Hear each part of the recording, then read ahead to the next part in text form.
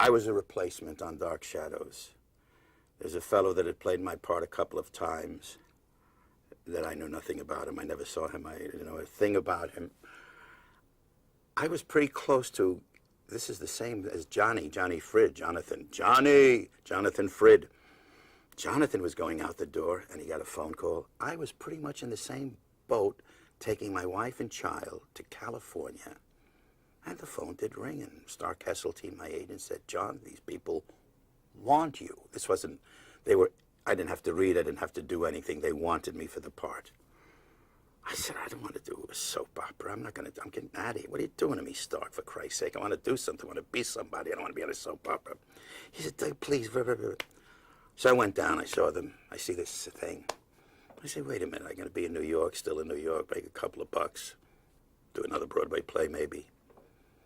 So I say okay to Dark Shadows, not really knowing what the hell I'm saying okay to or whatever it is. Vampires, this and that, sounded like I don't even know what. So there I am. I do the first show, and all of a sudden I got this strange character, Willie Loomis, southern white trash, coming from the bowels of nothing. It was great. It was a fun part. And I did it with this little bit of worthless southern accent, frightened to death half the time, crazed, and one exciting part after another. I mean, something that started off stealing jewels with this wonderful character, Jason. And it was absolutely fun to start with. It was like, what was I doing? What the hell is this really acting? I don't know what I'm doing. But it seems that my emotions are coming out fun in this. And I don't know why. I mean, because it's expressive, it's this, and you've got a lot of, what is it? A lot of, when it's way out there, latitude, longitude, whatever the hell it is, range. You could yell, you could scream, you could do anything you wanted to do on this show. Right up my alley. Theatrical reality, which is a hell of a lot better than, hey, well, come over here. This was bingo, bango, bong, way out there. So I loved it. I really did. Dan Curtis and I, his wife, my wife, we became great friends. We had supper many, many evenings together. So he got to be a true friend. And of course, he hired me in 20 other different things after Dark Shadows.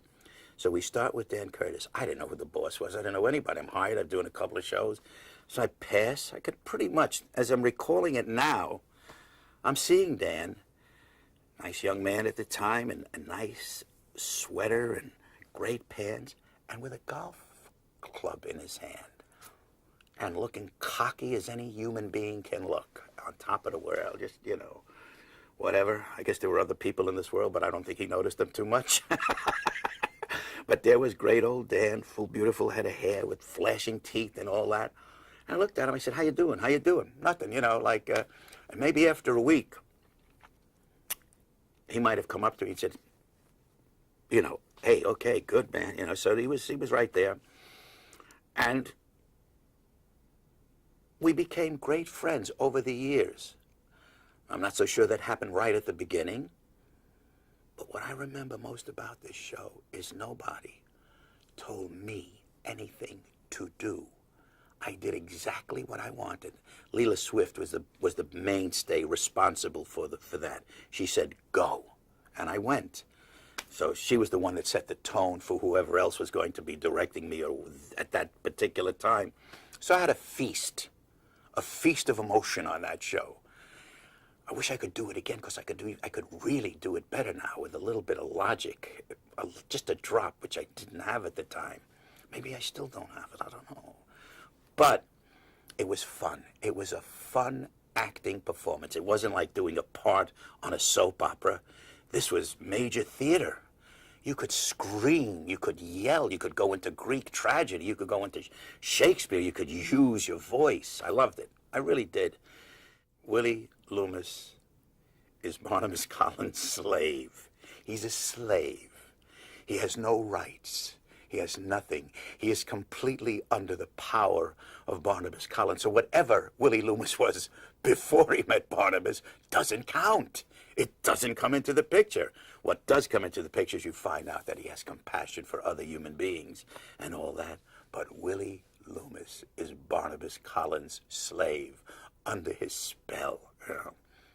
Willie Loomis is po white trash, comes from the bowels of the South, hops freight trains, petty thief, steals things. Came in contact with this other character named Jason somewhere down the line, and they had pulled a couple of jobs together. Jason calls Willie on this job and the family jewels of the Collinses to steal them. And Willie's excited. Sounds like big time. So they get together. He gets Willie into the house as like a servant to clean up the silver or do whatever that stuff. Finally, they plan the stealing of the jewels. Willie somehow decides to go ahead and do it by himself.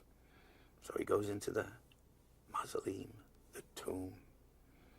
It's all there waiting for him. There's all these coffins, and he's figuring there are the coffins, and in these coffins are the family jewels of the Collinses. Going to be a rich man, probably not even include Jason in it. So there he is. Breaks the chains on the coffin, decides to open it up, and lo and behold, what happens? Blah! A hand comes out. The beginning of the end for Willie Loomis as a human being. He is now all slave, true slave, for the rest of eternity until Barnabas Collins dies, which of course is never. In that time, as we were doing this was 1967, you could not bite another man on the neck. It was not allowed on television. So I was not bitten on the neck by Barnabas Collins. I was bitten on the wrist. And I used to have a bandage around my wrist. But I was infected, of course, with the venomous stuff. Let's call it just stuff that Barnabas put into my system. And I was then infected and therefore became the slave of Barnabas Collins.